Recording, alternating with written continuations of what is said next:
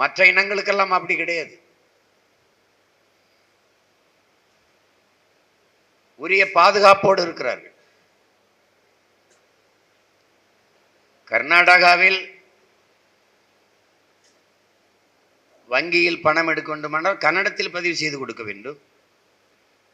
எல்லாத்திலும் கன்னடத்தில் பதிவு செய்ய வேண்டும் என்று கொண்டு வந்து விட்டார். இவனுக்கும் மொழியில் முழுமை கிடையாது. 40 விழுக்காட்டுக்கு மேல பிறமொழி சொற்கள் தான். இன்னும் அவன் அப்பாவை அம்மா அப்பான்னு தான் சொல்லுவான், அம்மா அம்மான்னு தான் சொல்லுவான், அக்கான்னு அக்கான்னு சொல்லுவான். தமிழிலிருந்து போன மொழி தான் அது. அதே மாதிரி தான் தெலுங்கு. அவர்களுக்கு முழுமையான ஒரு மொழி இருக்குன்னா உலகத்திலே தமிழ் மட்டும்தான் இருக்கு.